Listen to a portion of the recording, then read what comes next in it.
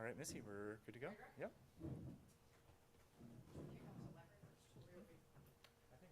Okay.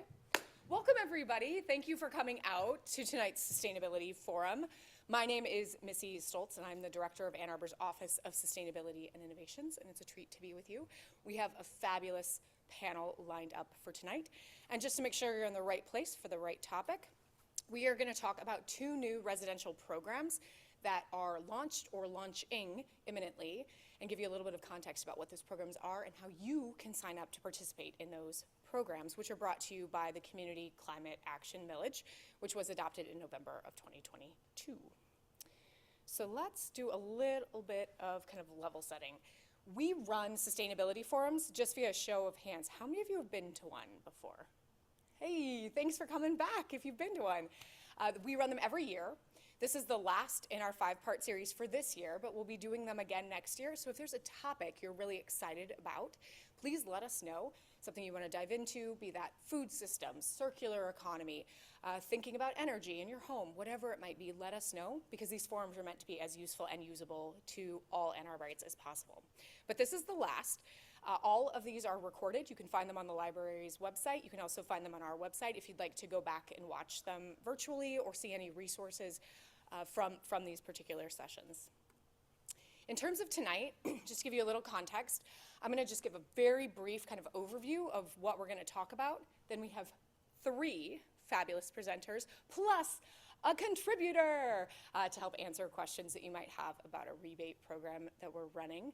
Then we're going to turn it to you. So if you have questions, I think the panelists are open to taking your questions in real time, especially if they're clarifying questions, if we don't understand what's being communicated. But we're also going to leave ample time for you, whether you're online or in the room, to ask those questions and get responses. And don't fret. As often happens, we leave a room and we think, if only I would have asked that question. We'll make sure to give you contact information so you can submit your questions after the event. We're going to conclude then with ways to stay engaged, because hopefully you feel really inspired and are excited about some of the things happening. So we'll make sure we seize on that opportunity, and then we'll close out for the night. Is that okay? All right, let's go. So here's a little bit of context. You probably know this, but in November of 2022, Ann Arbor became one of only 8 communities in North America to vote to tax ourselves to fund climate work. 71% of voters went to the polls and said, yes, we will adopt a 1 mil 20-year climate tax, or a millage, as we call them here in Michigan. We are, to the best of my research, the only community that's done that through property taxes, and that's largely because in Michigan you can't use a lot of the other vehicles places like Portland or Boulder or Denver have used to actually generate taxes. Now that funding started July 1 of 2023, and so we are now rounding out the first year of that funding. The programs we're going to talk to you today about are directly enabled by that funding. So that's the funding source that's allowing us to do these programs, as well as many others. And that funding is estimated to generate $7 million a year over the 20 years, and it'll fluctuate with property values since that's how we're generating the revenue. So a drop means less, an increase in property values means more that's going for climate. Now that money is dedicated for climate. It can't go for other purposes. It is going for, and I'm happy to talk about that if people are interested, it's going for things like expanding compost and recycling services throughout the city for multifamily and commercial sites. It's going for the programs we're going to talk about here today, expanding sustainable food systems within the community, helping us do more air quality monitoring. You may know the wildfires are expected to be pretty intense this year again. We want to make sure that we have the information to be able to monitor that, keep people safe. So there are a lot of different initiatives that have been enabled through this funding. And next week, you'll get to hear a little bit more about how that funding is being used as we unveil our annual report. But today, we are going to focus solely on home energy opportunities enabled through this funding. If you haven't, I'm going to assume you have, but show of hands one more time. Thanks for participating. How many of you know about A2Zero? All of you. You guys are such a great crowd. This is great.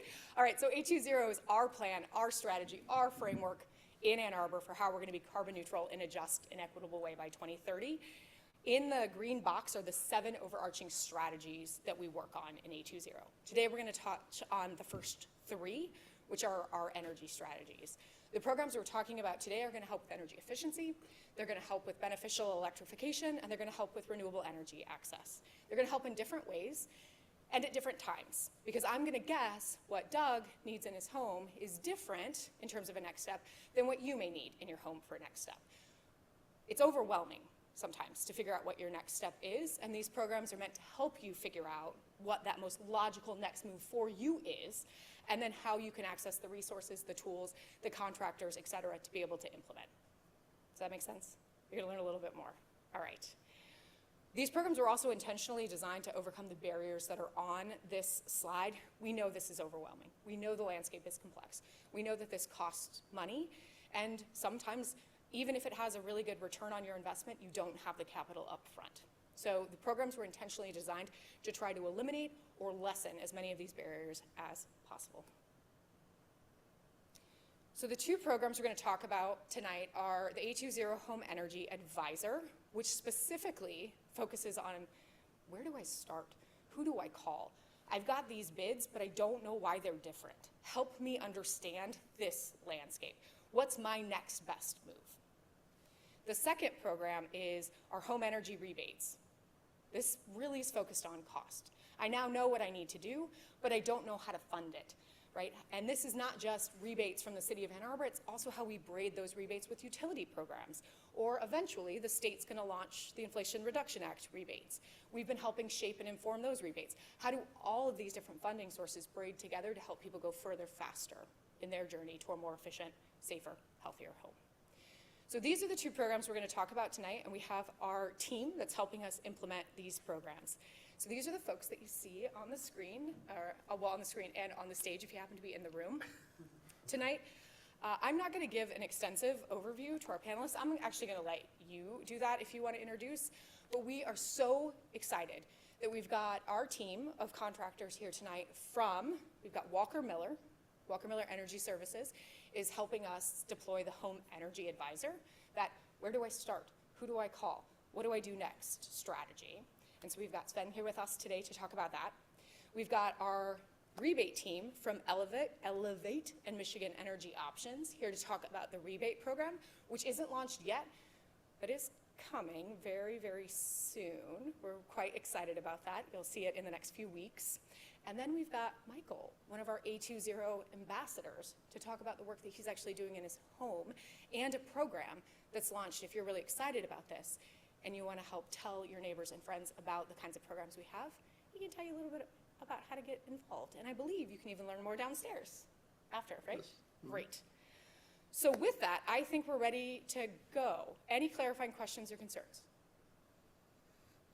All right. Sven, you want to talk to us a little bit about the Home Energy Advisor? Yeah. All right, over to you.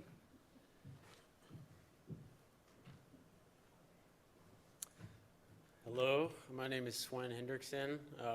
I'm the program manager for Ann Arbor's new Home Energy Advisor program. We launched just a few weeks ago.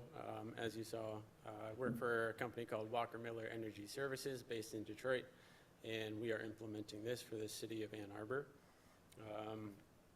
So we're already pretty familiar with the motivations on why this program exists. So today I'm going to tell you about more specifically what it looks like and how you can participate. So over the next 20 minutes or so, I'm going to give a high-level introduction to what we do more specifically and kind of how we approach it, and then mainly walk you through the steps of the journey of what it looks like to participate. So how you sign up, how we intake you and put you onto our schedule, what the assessments look like. That's kind of the primary piece of the experience. The reports we produce based on the assessments, and then following up to clarify any last questions. And at the end, I'll give a timeline of how things are looking in terms of our demand, our current wait list, how long each step of the process takes once you've gotten started. So as you've already heard a little bit, kind of our guiding job is to simplify complexity. So in terms of building science, it can be, there's a lot of pieces to it. You know, the static parts of your home systems, how you use the systems of your home, your behavior. So our first job is to help you figure out what you need to do in the first place, and then from there, navigate the complexity of who can get the work done, what resources are out there that you can access, Another one of our main philosophies is meeting people where they're at. So some people whose homes we've already been to are pretty far along in their journey, and they might be looking at, geothermal heating and cooling for their home. Some people are very early on, and they still need, some insulation and air sealing in their home. So we take in everybody where they're at and lay out steps and, stuff that you can pursue soon, medium term, long term, lay out a plan for you. The services and deliverables of our program, as I mentioned, the main part of the experience, most people come for a home assessment and then 2 written reports, which I'll get into a little bit later based on those assessments. But we have a phone and email line, and some people are coming in with specific informational questions, and that's fine too. If there's, just one, someone called the other day asking about air sealing, recessed light fixtures, so we help with those as we can. So who's eligible to participate in our program? Specifically, people in the city of Ann Arbor. As you know, we're funded by the Millage, so that's the group of people that our service is made available to for free.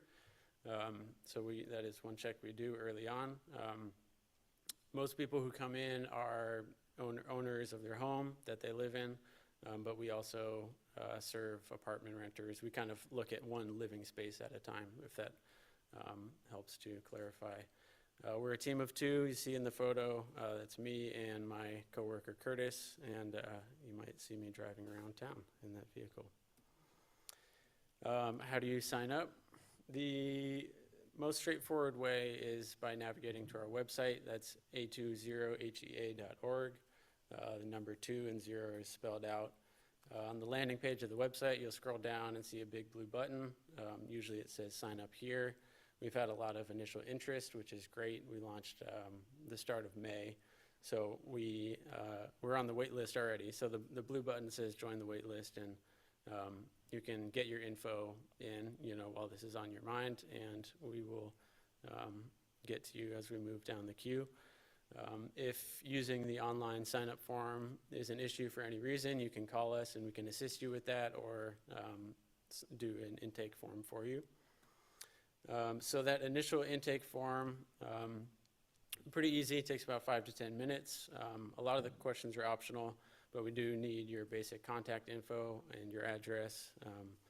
And then we give you the chance to share some basic information about your home, the age of the home, the size, number of occupants, any specific concerns that you already know you want to look into. And some people come with those, some people don't. Either way is fine. And then we are optionally collecting demographic information just to get a better sense of who we're serving. So that puts you into our system. And essentially, once we have the capacity to give you an assessment within a month to a month and a half, then we'll reach back out to you. And that's what we call our first touch phone call. We're going to confirm any goals you have, confirm that you do want an assessment, in fact, and you're not just looking for specific information. We have 2 types of assessments. Some of them are virtual. That's kind of the bulk of the assessments we're doing. That's a video call where you're walking through your own living space, and our energy advisor is in the office guiding you for where to go, what information to collect. Now we have on-site assessments reserved for, again, anyone for whom the virtual assessment might be difficult for any reason. So whether it's you have a hard time getting around your house, or getting up into the attic, or looking into your furnace, things like that, we make on-site assessments available to those people. And during this call, we will schedule a time on our calendar for the assessment. The virtual assessments are currently about 2 hours. The in-person ones are 3 hours.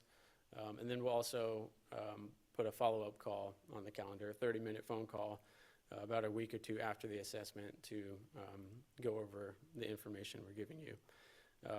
Given the volume of our signups, we are testing out a self-scheduling system.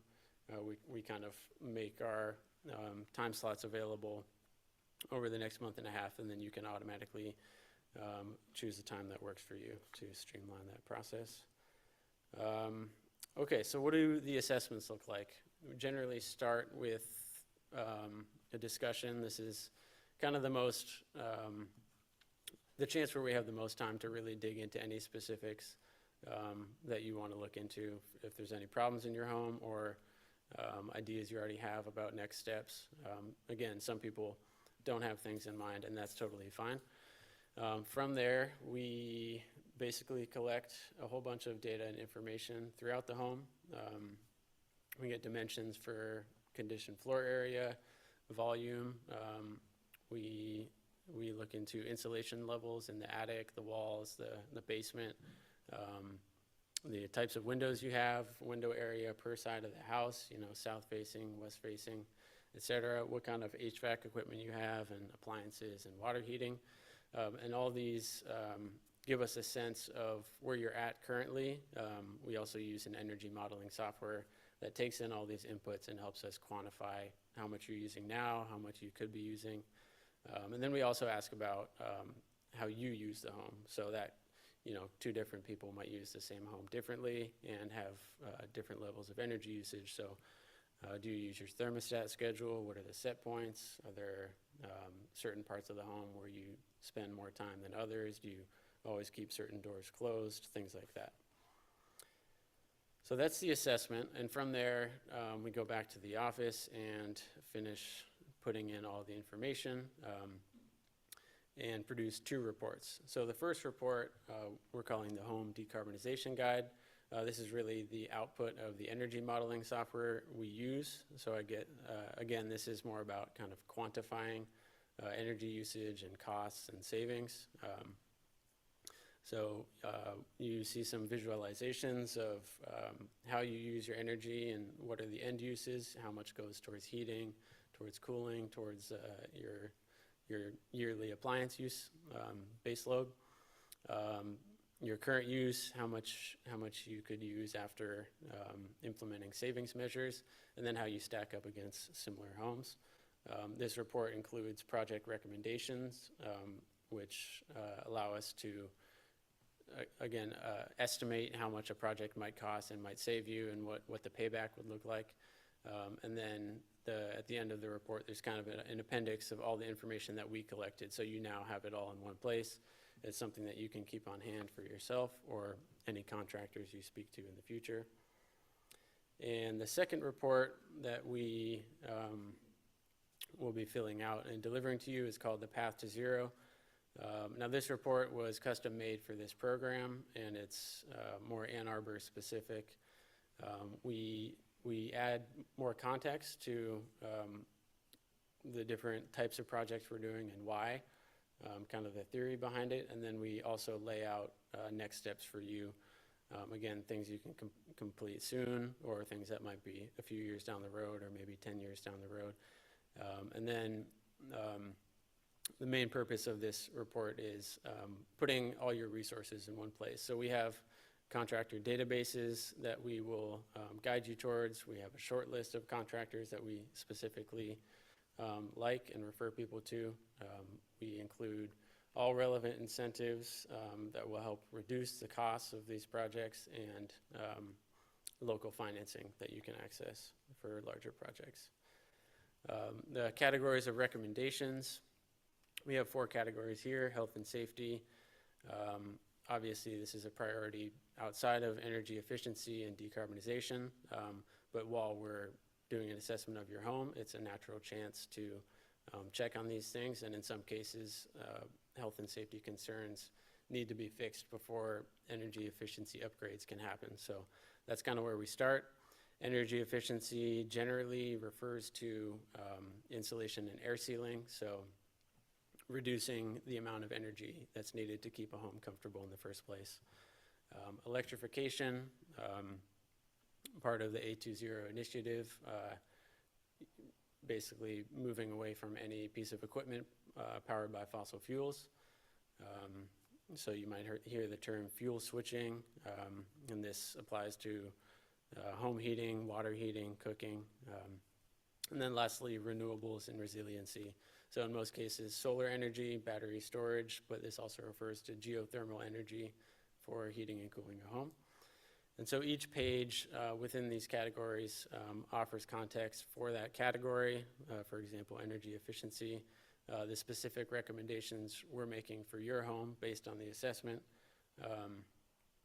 And that might look like, you're lacking insulation in your attic, or your basement rim joists could be air sealed and insulated. So very actionable projects to look into. And then towards the bottom, resources that would apply to those measures. So that could be a tax credit, that could be a rebate from a number of different places, or an existing county level program. So that's what the path to zero looks like. Some themes worth highlighting in the reports. Weatherization is generally a great place to start, and especially in Ann Arbor, a lot of the housing stock is older. So just about everyone has room for improvement, and this will set the stage for immediate savings and comfort, but also allow you to pursue equipment upgrades over time. Electrification is a big theme, and there's kind of the obvious motivation of eliminating those direct emissions, but related benefits within electrification are taking gas out of your home. Unburnt gas and burnt gas has risks and health impacts, so removing it is a health and safety benefit. A lot of the electric equipment that we are considering here, just by nature of the equipment itself, has a higher efficiency, so it can execute the same task using less energy. And it's worth just quickly mentioning on a basic level how heat pumps move existing energy instead of creating energy from scratch. So that's kind of how we achieve that efficiency. And then pairing appliances with renewables, and especially larger uses like heating a home. When you can pair that with solar energy, that's a lot of emissions saved there. Themes in terms of strategy. We're trying to really instill in people the idea of planning for equipment replacement before failure. A lot of people will run something into the ground, and then all of a sudden you can't take a hot shower, or it's January and your furnace isn't working. And the natural choice might be to replace like for like and just get a brand new furnace, which could be there 15, 20, 25 years. So it's a big missed opportunity. So we're really trying to encourage people to consider alternatives before that time comes. And maximizing resources. Again, there's a lot of different resources out there in different places to bring costs down. You're going to hear more about that soon, but that's what we refer to when we say stacking and braiding, existing tax credits, rebates, other incentives, program that you might qualify for. So making use of all of those resources at once. And then timing of projects. As I mentioned, weatherization generally comes first. Beyond that, there's not really a right or wrong order, and everyone's journey is going to look different. We understand that these projects are resource intensive and involved. But strategic things like there's a yearly cap on the federal tax credit, so you might think of purchasing one piece of equipment this year and then saving the next piece of equipment for a separate year so you can claim that tax credit again. So you will have had your assessment. A few days after the assessment, you will have your reports. And then a few days after that will be our follow-up call. So in this 30-minute phone call, we can go back and summarize the reports, or if you've read through the reports and have specific questions, we can just go through those. We basically make the time useful to people, however they feel that would look like. After this call, any additional resources or links, there's a lot of different informational links out there that might apply to a specific situation. We'll make it into this final email, and we'll send you our survey so you can rate how the experience was, each part of the experience, and offer anonymous feedback for improvement. So timeline. So starting with our current wait list, we've had a very high level of interest, north of 300 signups just in the past 3 weeks or so. We are a 2-person team, so it's going to take time to get to everyone, but everyone's in our system, and we're working our way down the queue as we speak. So again, we encourage you to sign up and get your information in while it's on your mind, and then we'll reach back out. So once we intake you, that means we'll be able to put you on our calendar a month to a month and a half from now to schedule an assessment. Once we've done the assessment, we will get the reports to you within 2 to 5 days, and then you will have a few days to look at the reports before we have our follow-up call. So that's it. That's just a basic overview of what we're doing, what it looks like, how you can get involved. Hope it's been helpful to make all of that information clear, and we hope you reach out soon, and we look forward to serving you. Thanks.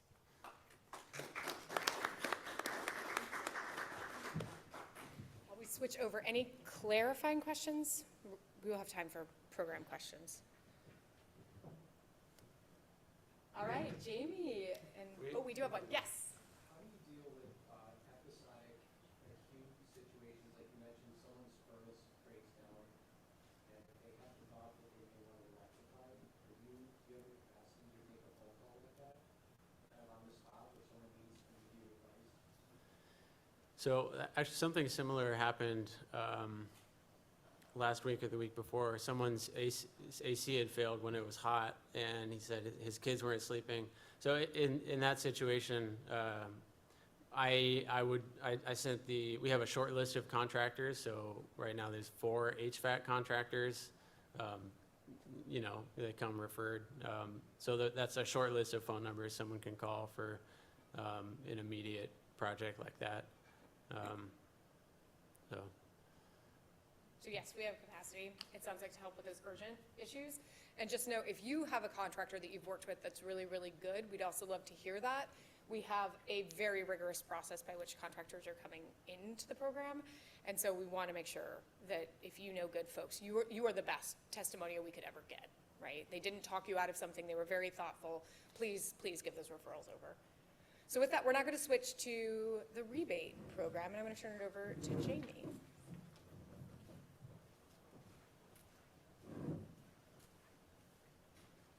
Hello, everyone. Just a reintroduction of myself. First, an apology. I am having a horrible allergy day, so my voice will go in and out, so bear with me. But I am Jamie Simmons. I'm program manager for Elevate. We are working with Michigan Energy Options in the city of Ann Arbor to bring you all the home energy rebate program. We're so excited. And again, like Missy said, it's coming down the pipeline pretty quickly, so definitely stay tuned. So I know Missy did a great job with just some overview, but just in case, I did add some slides of just recentering ourselves on the vision, the A2Zero vision for the city. We're really coming together to create and implement just transition to carbon neutrality by the year 2030. That is something that's really big to all of our organizations and to the work that we are doing today. And it's really what we centered ourselves in thinking through what this program could look like and how we can best be equitable and supportive to the projects that Swen and the Home Energy Advisor are helping folks think through. And just, again, kind of recentering on the fact that this program was made possible by the climate millage that was passed by the community. It's something that is extremely popular when we introduce or talk about the work that the city of Ann Arbor does. Folks are very impressed by the fact that residents took the initiative to make this pot of funding possible and make these programs possible for yourselves. So, jumping into the home energy rebate program, or what we can think of as the next step after the home energy advisor, if you go through that program. The target launch date for the program is July 1st, so it's coming down in just a few weeks. The 1-year budget, the first year budget for the program is $1.8 million. The participation requirements for the program is 1 to 4 unit properties. You must be located within the boundaries of Ann Arbor. You can be a landlord, but the property in which the project is happening and will receive the rebate has to be within the city limits. And all installed equipment must meet the program guidelines, in which we will go over in just a few. Just kind of snapshot of what the impact the rebate program can have on the community. There will be over 1,300 rebates available to residents in the city of Ann Arbor. So when we think about how accessible or how can you really tap into the home energy rebate program, it's really two potential ways in which we're offering the rebates. That is one, thinking about that equity component, is the income eligible rebate. That is if you are 0 to 120 AMI, and you can see from the graphic on the side what that could look like based on the persons in each household. And also in regards to the number of rebates that fall in that tier, we have 610 allocated for income eligible rebates. In regards to market rate or standard rebates, we have 713 available for those for households that are above that 120 AMI to help push programs forward. And Can I clarify? The 713 is available for everyone, yeah, yes. Yes, for everyone. Thank you, Missy. Is it dollars? No, individual rebates. Individual rebates. Oh, rebates. Mhm. Oh, so not 1,300? 1,300 total, or over 1,300. Mhm. So those two added together, they're two separate things. There's 1,300 total and 700. Yeah, Jimmy, you're Yes. taking a shot at my So in total, we have 1,300 rebates to offer. We have specifically set aside 610 rebates for income eligible folks. Only income eligible individuals could have access to that pot of reserve funding. The rest, 713, are open to everyone. Yes. Thank you. Like first come, first served? Well, yes, we have. We are going to go through, and actually I'm going to tap into Brandon and talk into a little bit more about that. So in regards to thinking about what categories of rebates are available within the program, we tap into solar and storage, more leaning into the storage aspect of that, electrification projects, energy efficiency projects, insulation and air sealing, and of course, e-bikes, because we need to pull folks in. But no, not recreational. We'll talk about that later. So just giving a little bit more context to the rebate categories and what falls within those. Thinking about the solar and storage tier, we have 50 rebates reserved to support residential PV storage efforts across the city. And we really wanted to include that within this program development alongside the idea and understanding that Ann Arbor has its own solar initiative, community solar initiative, and the idea of the Ann Arbor Sustainability Energy Utility that is coming up to be considered very, very soon.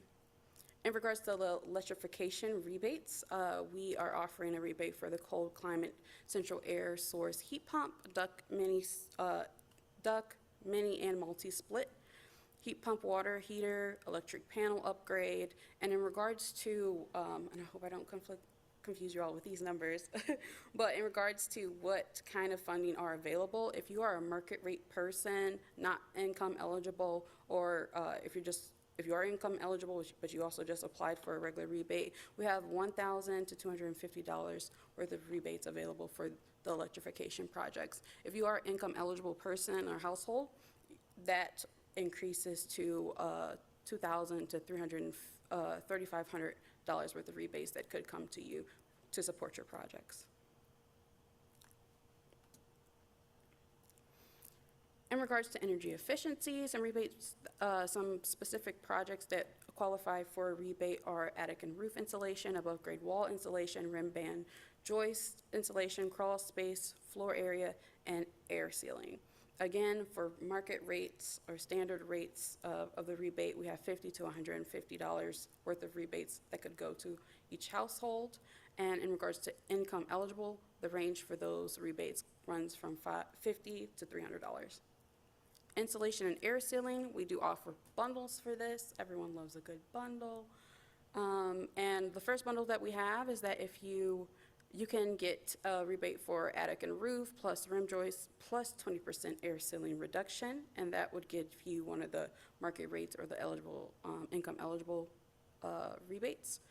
And our second bundle is that attic and roof insulation, knee wall, crawl, or floor insulation with the addition of 40% air sealing reduction. And the market rate rebates range goes from $2,000 to $3,000. The income eligible range goes from $3,000 to $4,500. So e-bikes.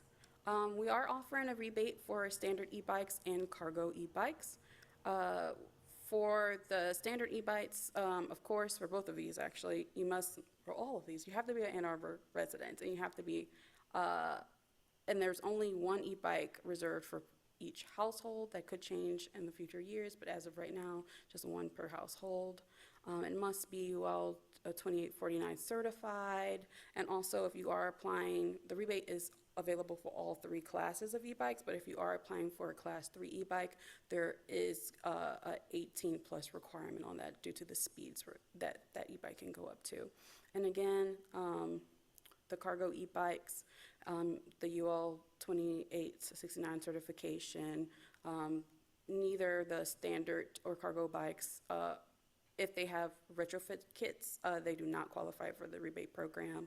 And again, all three classes of e-bikes are qualified. And when we think about the use of e-bikes, we do want to think about it in regards to transportation, car replacement, to really lessen our carbon footprint by biking more. Also in regards to health impacts and positive things, it's great to get you outside, do some exercise. So we do not want to think about the rebates, the e-bike rebate as something for a recreational extracurricular activity item, but for something that could be used for transportation replacement. So again, and Brandon, let me know if you want to jump in here. Want to go? Yeah, sure. Great. So I'm going to transition to Brandon because he helped design more of this aspect of the program and could probably, I know some questions might pop up and he can answer them a little bit better than me. All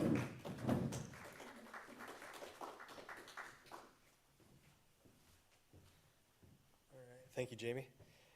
So I'm going to speak on just like the rebate fund availability and then also just on the rebate application process a little bit. So we, as Jamie mentioned, have the income qualified component and the market rate or standard rebate level. Inside those, we are offering the opportunity to reserve your rebate dollars in advance. So if you know you want to install a heat pump and you've identified with a contractor, maybe equipment that you want to purchase, you can submit an application in advance to reserve those dollars. We will review the equipment, make sure it's eligible. It gives you peace of mind knowing what you're purchasing will qualify.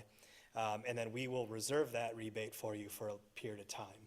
So then you can go back to your contractor, install that equipment, and then finalize the rebate, provide us the documentation that we'll need, such as the invoice and things like that.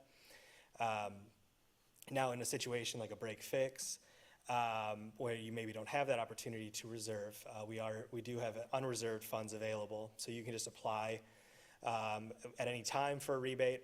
Now those funds are limited, and those are on a first come first served basis. And if those are exhausted, we won't have a rebate available in that unreserved situation.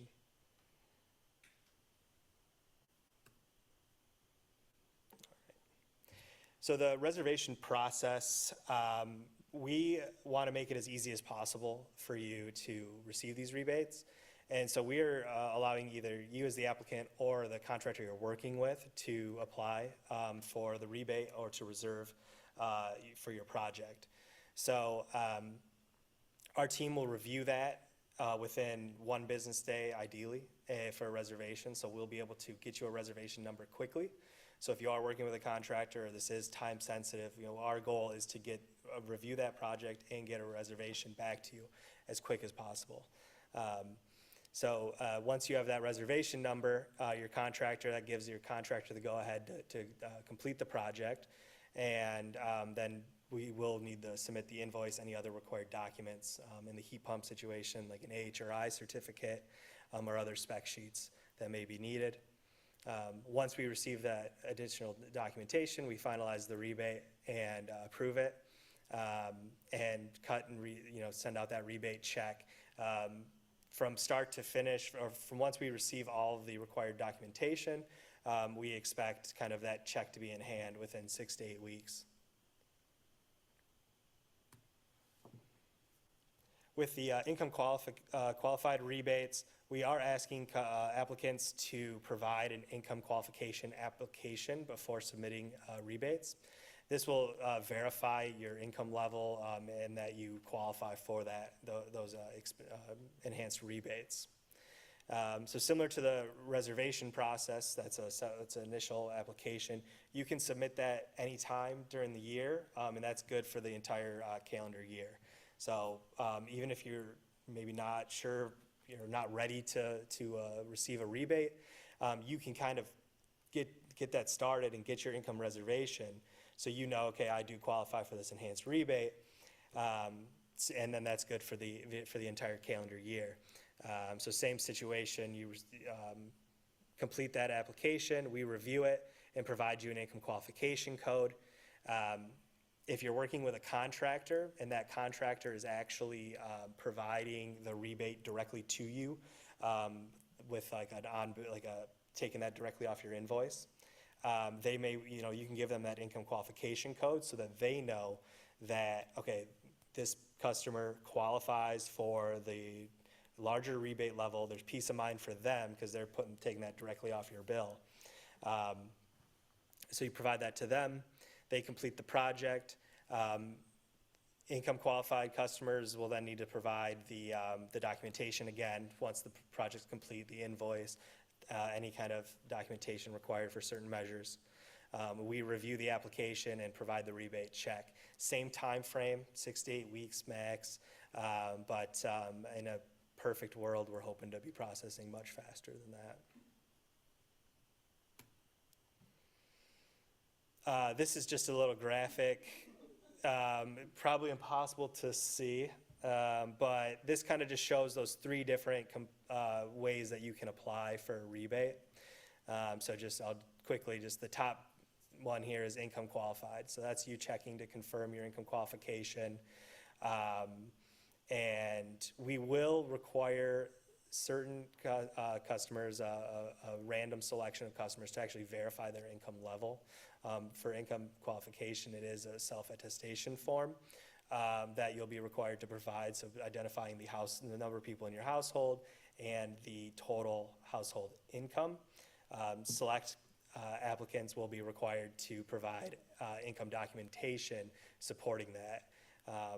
We want to keep it fair, and we don't want to see any kind of fraudulent applications coming through. So there will be a small component there.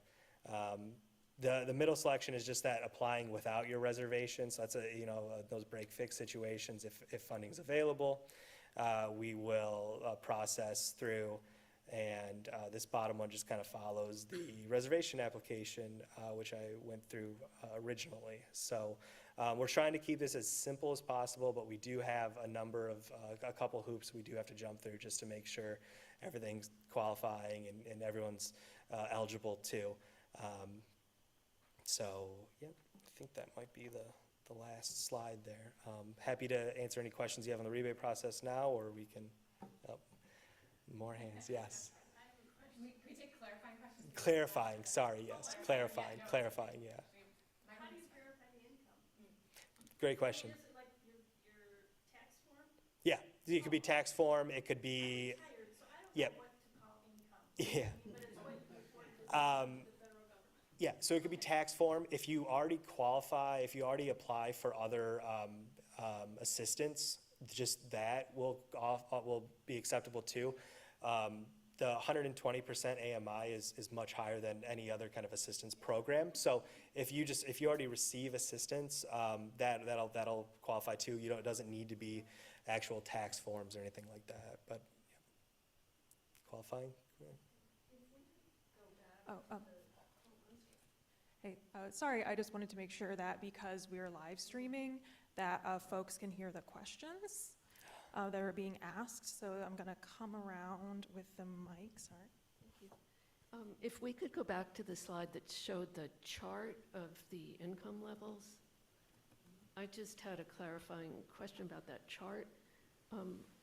Is the income limit on there the area median income, or is it 120% of the area median income? 120% based on household size. Oh, okay, Yeah. thanks. And did you have Could you go to the reservation process slide?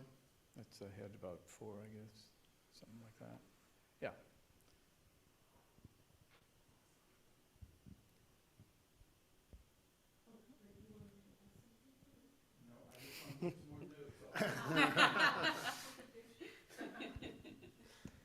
I was wondering for specific like rebates, I know you said that there's a range of like $1,000 to $3,000 for,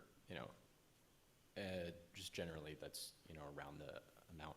Is that targeting like a specific percentage of the project for like an average project? Is it supposed to be like something like 10% that you're targeting, or is it like 20%?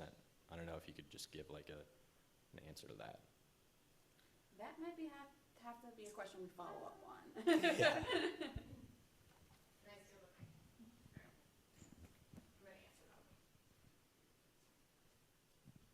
So the design intentionally varies for the rebate amounts based on the ecosystem we're in. So something like energy efficiency work, you already get rebates from DTE for those programs, so we matched those rebates to go further. Some things like heat pumps, you're not going to get a rebate for because it's fuel switching. So our utility doesn't offer any rebates. So those are much more significant rebates to help support that transition. So there was a lot that actually went into deciding the numbers.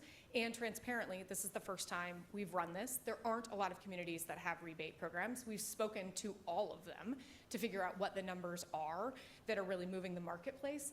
And I will tell you candidly, one of the things we heard is everyone wants an e-bike. That really shouldn't be what you lean into, right? So e-bike is going to be a lot lower than what you might see in other places because we're trying to push people towards things like efficiency, which is kind of peas and carrots in our world. Everyone wants solar, everyone wants an e-bike, but we need to do the base things. So we leaned a little harder into those rebates.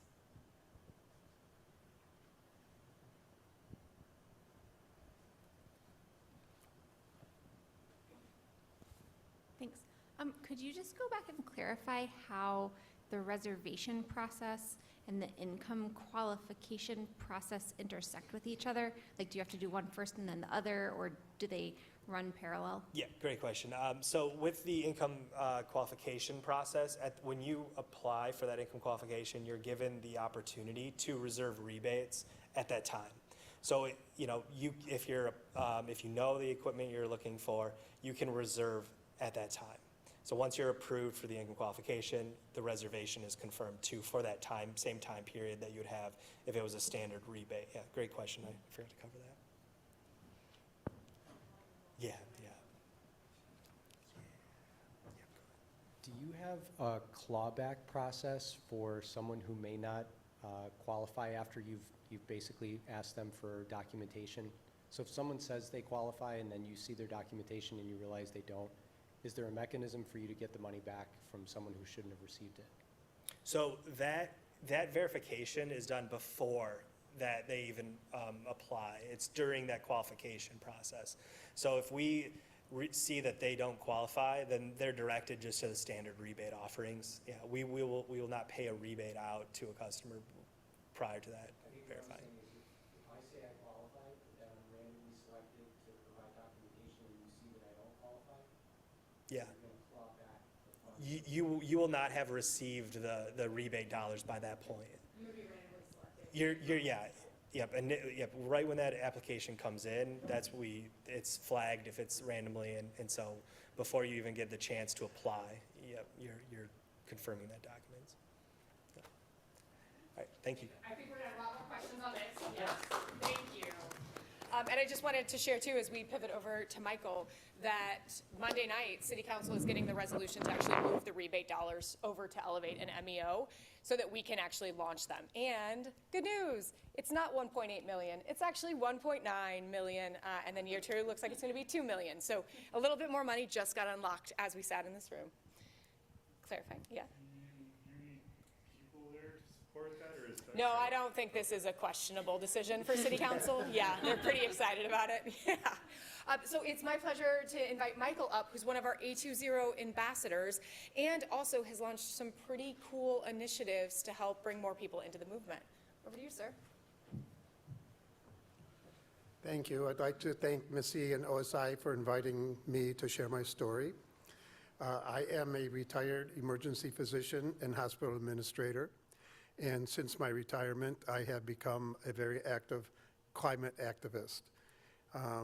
I am at the tail end of a 12-year journey, which is going to be ongoing, but I've been doing this for 12 years. And I was first inspired by a movie called The Inconvenient Truth by Al Gore.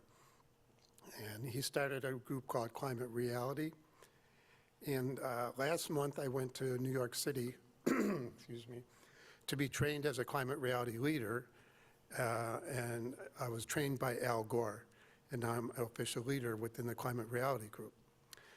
So I will share my journey, and as it was said earlier, everybody's journey is going to be a little different, so this is my journey, and I did it before all this stuff happened with the city. So this is my home, and I did this not to save money, I did it to save planet Earth. That was my goal all along. So the first step in a journey is to do an energy audit. It's a very important step to find out what your house is like, how any leaks there are, and the thermal imaging will identify those leaks.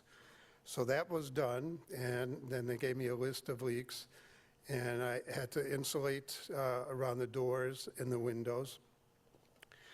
And they also did, the entire foundation of the house was insulated where the house sits on the basement wall. And they came in with hazmat suits. We had to leave the house for a couple days, and then they put that spray, all around the foundation. And that really, really helped. And then, so that creates what they call a tight envelope, so there's no air leaking in or out. But you want to have fresh air all the time.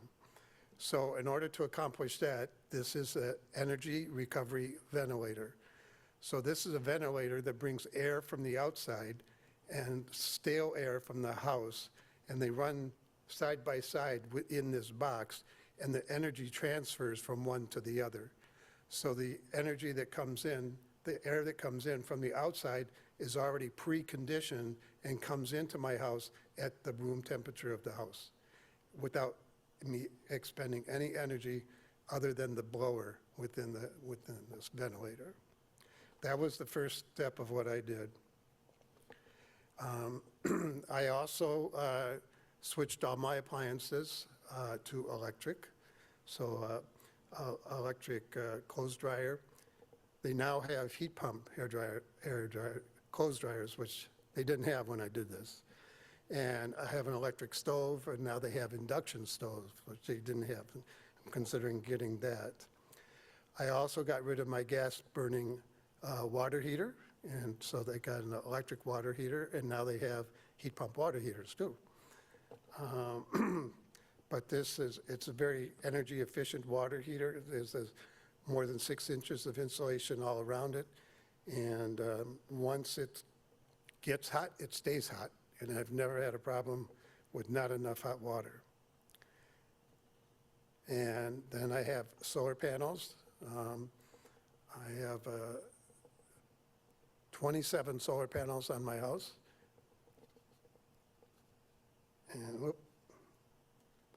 And I also have 2 Tesla Powerwall storage batteries that can store 27 kilowatts.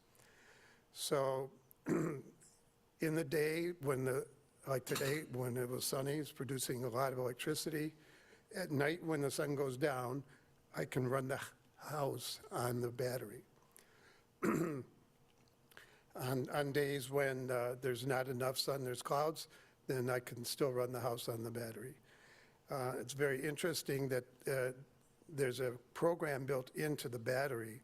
If the National Weather Service is predicting a storm for our area, it will automatically charge up the battery so the battery is at 100% capacity. So if the power goes out, I have 3 days' worth of electricity in my battery, which is a nice feature. So from the solar panels, I keep track of all this, and my house uses 8,000 kilowatts in a year, and my solar panels produce 9,000 kilowatts in a year. And the excess I give back to DTE. They keep it in a bank for me, and then in the winter, when the solar panels are not producing as much electricity, I draw off that bank. So I have not paid DTE for electricity in the last 3 years. Yes, very good. Thanks, Tim. They do charge surcharges and fees and taxes and all kinds of stuff, but for actual electricity, I have not paid them. And, okay, next.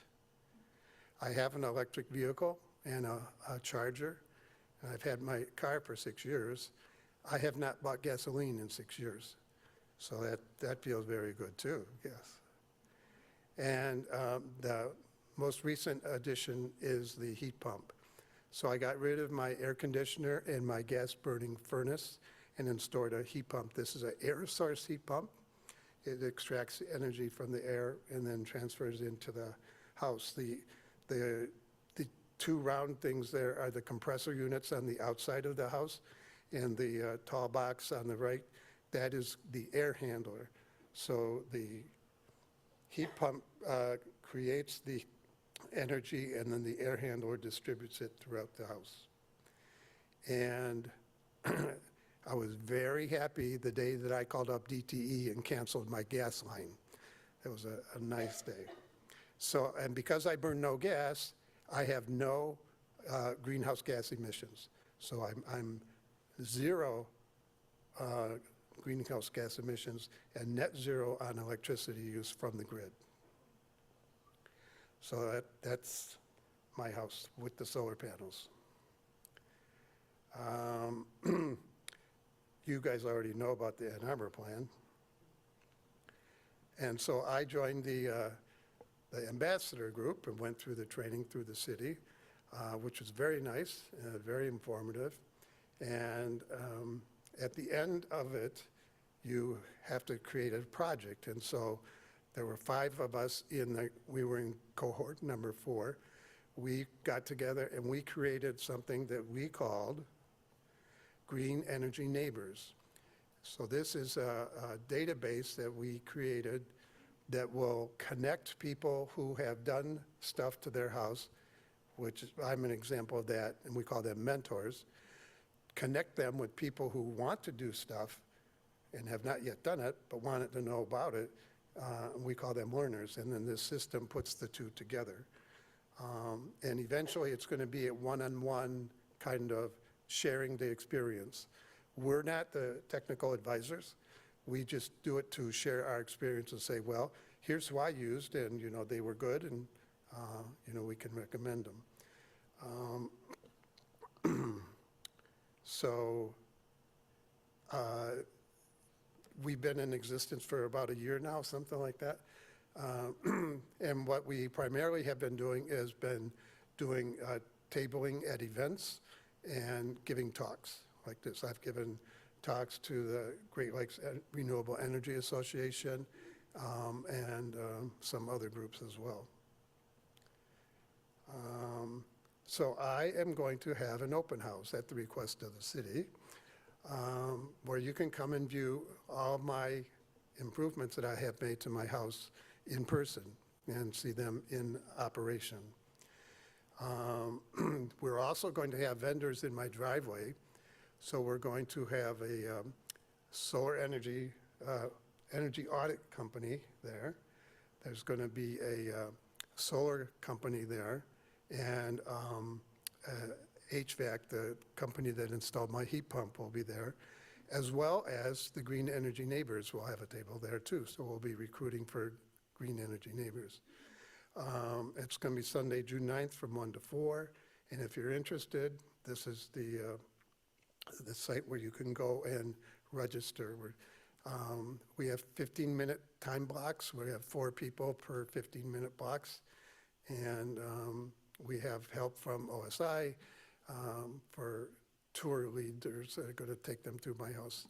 And then I will be available afterwards to talk to people, and can actually show you my bill from DTE and stuff like that.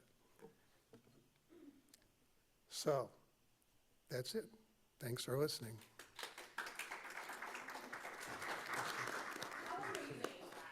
Michael, it's phenomenal what you've done.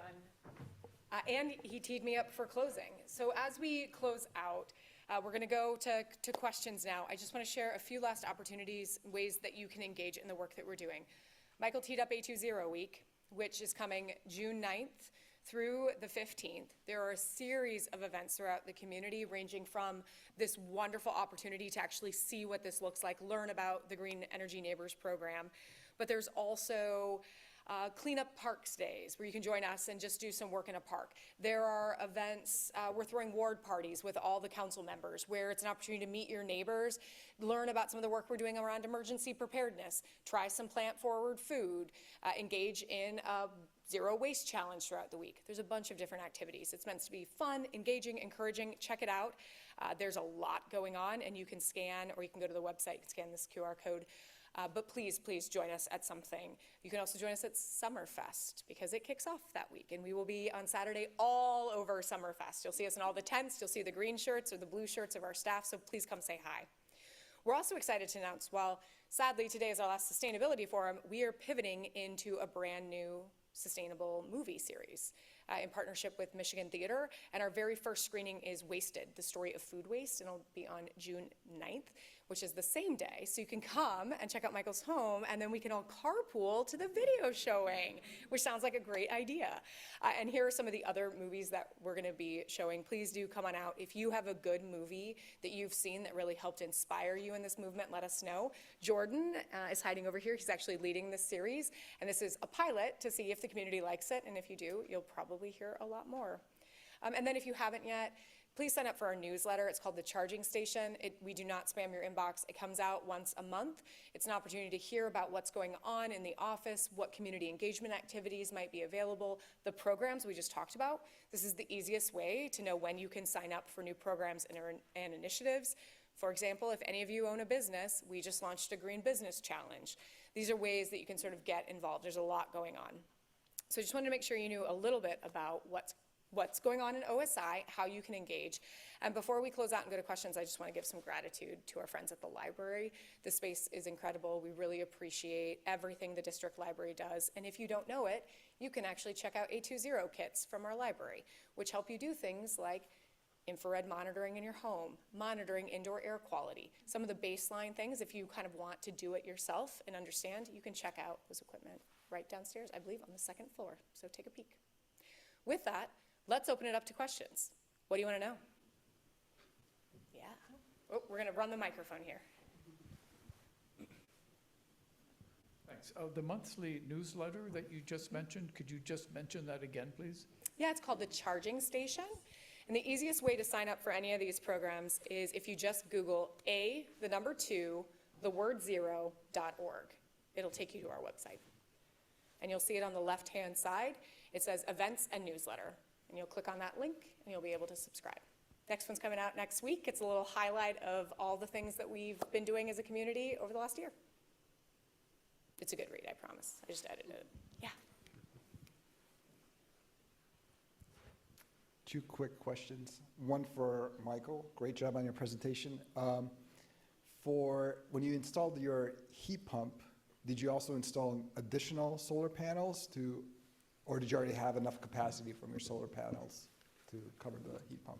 I had enough capacity in the solar panels, but we planned ahead. when I put that in. I knew eventually I would be getting the heat pump, so put in a number of panels on the roof, and also upgraded the panel of the house, upgraded it so that it could handle the heat pump as well. Great. And a quick question on the rebate program.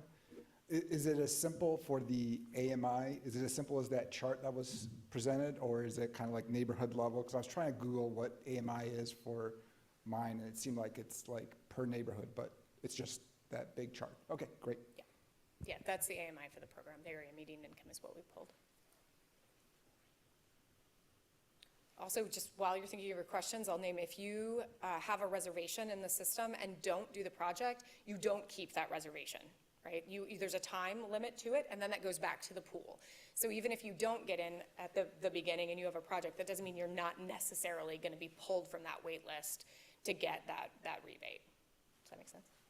Yeah, I don't. So speaking of the rebates, is it residential only or is it commercial too? It's residential now only. We're working on designing what a commercial program looks like, since there's a lot more parallel in residential than there is in the commercial space. We are, however, about to launch a residential EV charger program. So we're not ready to kind of announce all the details of that, but this right now is only residential. Do you have the rebate, like, worksheet of what rebates are for like insulation and heat pumps and all that? Do you have that? You might see it if you were to look at council's item on Monday night, but yes, we do have it. We just haven't publicly announced it because council technically hasn't authorized the actual rebate program. But yes, we do. Yeah. And that'll be available on the website too? Absolutely, yeah. For the reserved rebate program, I was wondering if you reserve in advance, which like everybody's doing, I guess it would make sense to.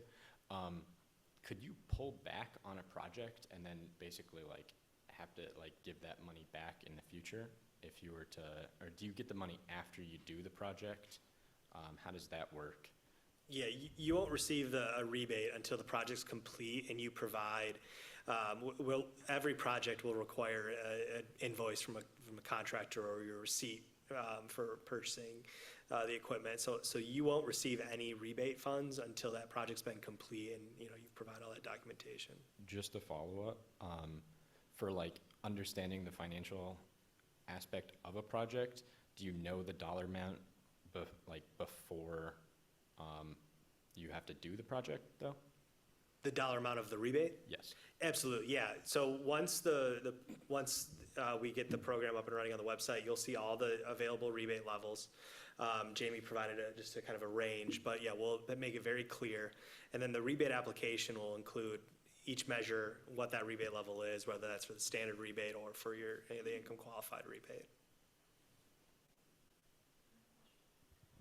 I'm curious if you can speak to the average cost of a heat pump installation for maybe a 1,500 to 2,000 square foot house, modest size house?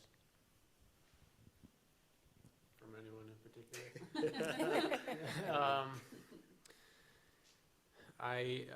My understanding is maybe somewhere between like 6K to like 12K, yeah, somewhere around there. That's a rough ballpark range. It was more at the 12K level. But it did qualify for the federal tax rebate. Yeah, and I think this is part of that stacking and braiding, is we wanted to move the market, but we don't have to carry the market. Right now that we have the Inflation Reduction Act, there's tax incentives, there's utility rebate programs. That's why we tried to really create something that filled gaps and pushed further in certain areas where people may not normally invest on their own. Yeah. On that point, isn't there state money coming for things like heat pump rebates? And is this like going to be completely separate from it? Or are you going to be piggybacking on it later? Or? Yeah, it's a great question. So the state is working. The Federal Inflation Reduction Act dollars are flowing through states. So the state of Michigan is in the planning phase. They're designing what their rebate program is going to look like. They will not have a program until 2025. We're in very close. Eagle's website is up for the rebate program for Iowa. Okay, so I'm hearing November. When I talked to the state, I heard December, that we are supposed to tell everyone January for this program. So I'm gonna stick with January, and then let's all be surprised when it's available earlier. We're also being advised, though, that it's gonna be heavily income qualified. So if you're a market rate household, there is likely not to be much available from that program. They're gonna lean very heavily into income qualified. Are you hearing the same thing? Yeah, Doug? IRA is definitely income-based, and it's much more generous, low income. So there's an IRA calculator out there that you can plug in your income and you can see what IRAs will give you for a rebate. But yeah, it is definitely very income-driven. And that calculator is actually accessible from our website. So if you go on there, onto our website, you'll be able to find that calculator. You can put in your income and you can see the classifications. I'll name, though, that certain rebates are already available. Tax credits you already can apply for. But money, more direct rebate dollars flowing from the state, that is not available today. Hopefully November. We're gonna say January, though, just to be safe. We're working very close with them. The good news is the website's up and running, but like to answer your question, IRA, the federal made all the states come up with a rebate program, so that's why Michigan is saying we're developing a rebate they're managing that money that's coming from IRA. And yes, we are working with them. So this will not replace that program. This will be another supplemental to that program. And so we're taking the lessons we're learning as we're launching and actually feeding it to the state so they can understand maybe certain numbers aren't actually moving the market. Maybe an installation rebate at $400 is just not significant enough for people to see uptake. Or maybe we have such uptake that we have to consider a lesser amount on certain programs. So we're in conversation with them to help inform what that looks like. Also, Oakland County did a rebate program. They took $5 million from federal ARPA funding that they received, and they pushed out a rebate program that, in their case, sold out, was it like 48 hours? Yeah. Less than? I mean, it went really, really fast. So we learned from that process of, well, in that case, then who gets the rebate is those who are in the know. And that's not actually what we want either. And so we've been kind of working with lots of different stakeholders to craft the program. Yeah. So it's all going forward, there's nothing retroactive for people that already have solar? That's right, That's what yeah. I thought. And do you have the list of contractors, is it on your website, or? Do you want to take that one? Well, I was at Beth's house earlier Yeah. today. He did my- Oh, he did, okay. Yeah, it's on our website. It'll also be in your reports. Oh, okay, thanks. So, I believe we have a question right here, too. So I'm sorry, maybe a very strange question. So in that 1,990,000, how many geothermal systems could fit? Geothermal none? Geothermal systems? I mean, it's eligible, I think, but it, How many you could would be 200? You could if application would go through? this gets, so I know you're specific on geothermal, but Jamie kind of led to this. This year, in November, Ann Arborites will be asked to consider whether the city should launch a sustainable energy utility, which would be a utility authorized, it would be supplemental to our existing utility, optional, and only allowed to deploy renewable energy. If that's authorized by the voters, the city will actually start deploying networked geothermal. So not individual systems, but actually neighbors connected to the same system that's a public utility, along with solar on roofs and energy storage systems. So the reason we're not doing rebates first year is that would be in direct conflict with what we're trying to see if the voters want us to launch. So we're gonna go to the voters in November, see what happens with a sustainable energy utility, and then reevaluate whether we're offering other initiatives to help individuals access. So one alternative way to think about that is instead of individual work, we're trying to actually deploy community-wide systems, energy systems that are much more efficient and affordable for everybody to access. Okay, so how many in that sum of money would fit those the pumps, what Heat heat pumps? pumps? That would be, how much would be covered approximately? Would that be 1,000? No. 500? No, because we only have 1,300 total rebates through the program. We know the answer. I don't have it on top of my head. Do you, Jamie? I can pull it up in just a second. Yeah, what we modeled. It will be public, right? Like that will be very public. It's not front of mind. Yeah, Yes, the website for the rebate program will have a dashboard to let you know how many rebates are available. And we'll also, we actually have a document that will be inserted on the webpage that gives you the exact rebates, the measures that's required for the rebates to be approved, and the amount of available rebates overall for each measure. So, and I have a question for Michael. So, regarding the ventilation, if you have a very good seal over your home, and so like you need to always have a fresh oxygen, I guess, if you like how's the ventilation organized in the home that has a very good envelope? How the ventilation with your home, Your ERV, because of how Your ERV tight system. your home is? Yeah. Like just how low, like the ERV, how much that was, or how low that was? Was your question is how much was the ERV? Oxygen, if you seal your home, I think she's asking how it works. How it works? Yeah. Oh, okay. It's a very clever design, actually. So there's 4 great big ducts that go to this box. One duct brings air from the outside to the box. Another duct brings stale air from the inside into the box. And then they run side by side. The energy transfers. Then the fresh air coming in goes in, out duct goes into the house. It goes into the air handler. And then the other one takes the stale air and goes out to the outside. Is it what? Is it loud? Is it Oh, sound? no, you can't hear it at all.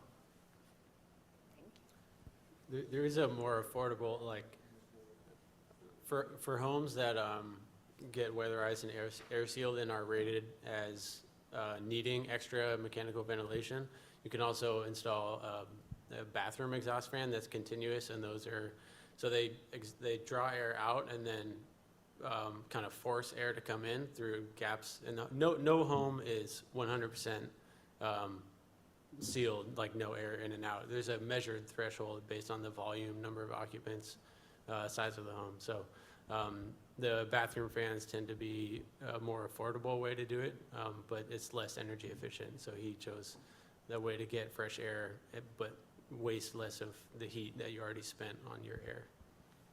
I love this, right? We have 2 different solutions that can be customized for what you need. Also, we have pictures of the systems in the back if you'd like to take a look at what Michael did in his home. How are you measuring the uptake or the implementation of the HEA recommendations after people get their report? That's a good question. Well, we're only three weeks in, so that's we drafted a long-term survey that we'll think about circulating maybe in 6 to 12 months towards that end, but it was just too early to implement it yet. Did you have a question? I'm loud or I can usually do it. I guess my question was, I've noticed as in planning upgrades for our house, there are all these steps, some of which aren't intuitive, like if you're upgrading your HVAC, seeing is someone actually doing a manual J calculation or something more advanced.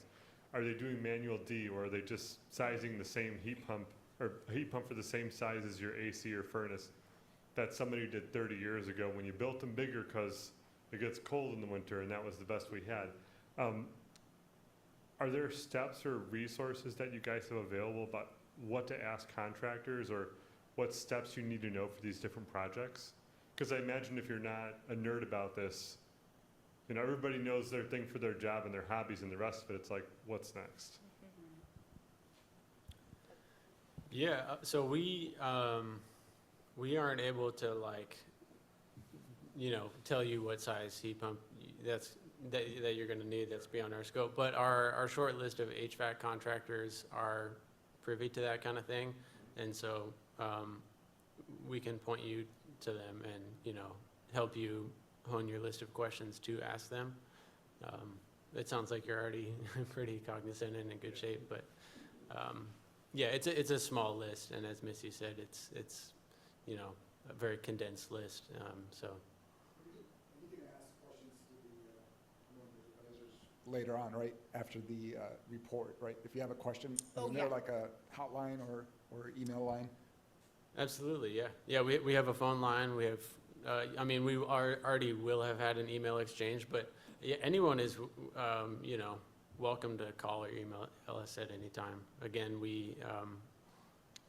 most people do want an assessment, but you're welcome to just ask specific questions without an assessment or months after your assessment. For example, if, let's say you did get a recommendation to do a heat pump, you get 3 quotes, they're wildly different, you can come back to the advisor and say, I don't understand why these are so different and different systems, different sizing, and that may be something that they can help you navigate. Just a clarification, I don't know if this was, I might have missed it. For the rebate program specifically, the 1.8 to 2 million and the 1,300 rebates given, is that an annual number? Yeah. For the first year? Yep, that's Okay. an annual number. Gotcha.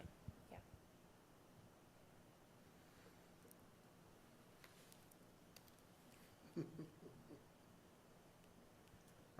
Thank you. Swen, you did a great job, and really, since you already have a huge backlog, how is that going to be handled? Is there going to be a reevaluation period to say, oh, we need more people to be able to do these audits, these energy audits later on, if the backlog gets large? To be determined, I think, but go ahead. Yeah, I mean, as of now, within the contract that we have, the amount of time that our program is allotted to exist for, we'll be able to reach everyone who signed up. It'll take time to get there, but, you know, we have resources to reach people. Yeah, I think, you know, in terms of getting to people sooner, that might be discussed soon, but we're not at that point yet. Yeah, and I also like the idea from the previous question about having maybe an evolving resource for people, even just on a web page or a landing page to say, here's once you're ready to step into insulation or sealing, here's some good things to keep in mind that comes in vetted from without having to have a question. That's a great idea. And Sven was very generous in how that was framed, right? We have a contract with Walker Miller that includes 2 individuals to help do assessments. If what we're finding is there's greater demand than that, then we have to reevaluate our budget, right? It's all of the money in OSI has been allocated for projects, right? So we'll have to do a reprioritization to say, what are we not going to do to increase capacity in that particular program, which is obviously something that we are prepared to do. Yeah. It's worth mentioning too that we built, just for our program, a pretty detailed website with a lot of information on it, so.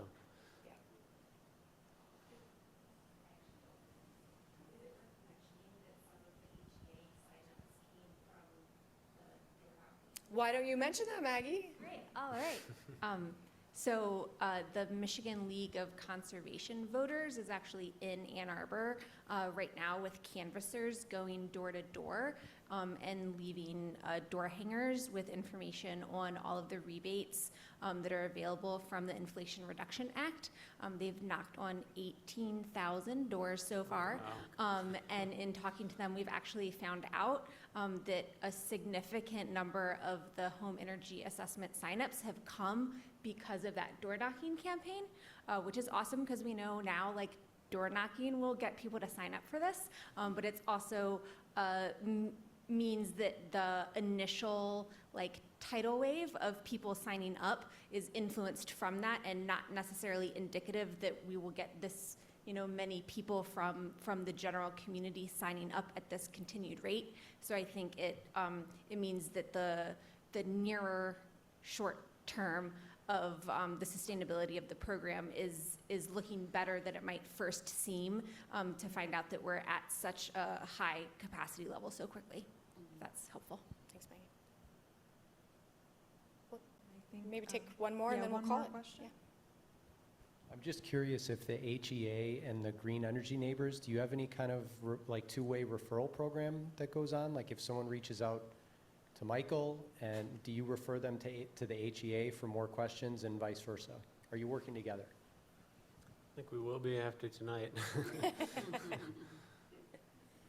As I said, Green Energy Neighbors are not licensed contractors of any type. They're just regular homeowners. And so if they come to us with technical questions, we refer them. The goal of the Green Energy Neighbors is to share our experience. I think that's a really good kind of tie-up here. One of the things we want to do is obviously launch programs like this, but we need to be storytellers, right? And your experience, no one will be a better advocate for this work than you, in your neighborhood, at your place of work. And so if you have a story to share, we are going to be launching in July a storytelling series, telling the personal stories of A2Zero in action, and we'd love to highlight you. So if you've got a story to share, please come grab me after, and we'd love to capture that.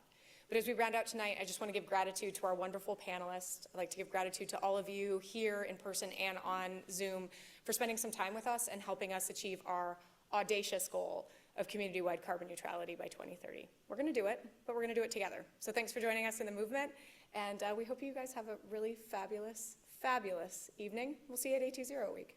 Take care, everybody.